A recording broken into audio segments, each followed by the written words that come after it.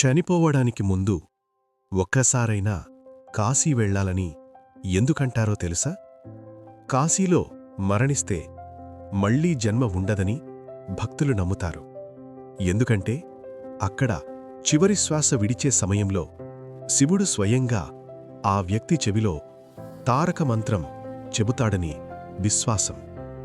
కాశీ సాధారణ నగరం కాదు, అది పరమశివుడు స్వయంగా నివసించే పవిత్ర స్థలం. పురాణాల ప్రకారం కాశీని అవిముక్త క్షేత్రం అని అంటారు. అంటే శివుడు ఎప్పటికీ విడిచిపెట్టని నగరం.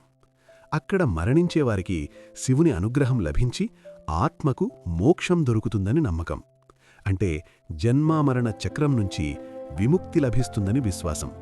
అందుకే చాలామంది తమ జీవితంలోని చివరి రోజులు కూడా కాశీలో గడపాలని కోరుకుంటారు. మరొక ప్రత్యేక విషయమేమిటంటే కాశీలో జీవితం మరియు మరణం రెండూ ఒకేసారి కనిపిస్తాయి. ఒకవైపు ఆలయాల్లో గంటలు మోగుతుంటే మరోవైపు గంగా తీరంలో దహన సంస్కారాలు జరుగుతుంటాయి. ఇది మనకొక గొప్ప సత్యాన్ని గుర్తుచేస్తుంది. జీవితం తాత్కాలికం, ఆత్మ శాశ్వతం. అక్కడ ప్రవహించే పవిత్ర గంగానది పాపాలను పోగొట్టే దివ్య శక్తిగా భావిస్తారు. గంగలో స్నానం చేసి శివుని దర్శనం చేస్తే జీవితం పవిత్రమవుతుందని నమ్మకం. అందుకే కాశీయాత్ర అంటే కేవలం ఒక సాధారణ టూర్ కాదు, అది ఆధ్యాత్మిక యాత్ర. మన జీవితానికి అసలు అర్థమేమిటో గుర్తుచేసే పవిత్ర అనుభవం.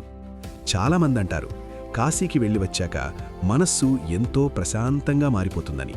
ఎందుకంటే అక్కడి వాతావరణమే దివ్యంగా అనిపిస్తుంది. అందుకే చనిపోవడానికి ముందు ఒక్కసారి అయినా కాశీ దర్శనం చెయ్యాలని ఎంతోమంది జీవితకాల కోరికగా ఉంచుకుంటారు. కాశీయాత్ర అంటే కేవలం ఒక ప్రయాణం కాదు, జీవితానికి పవిత్ర ముగింపు. హర హర మహాదేవా.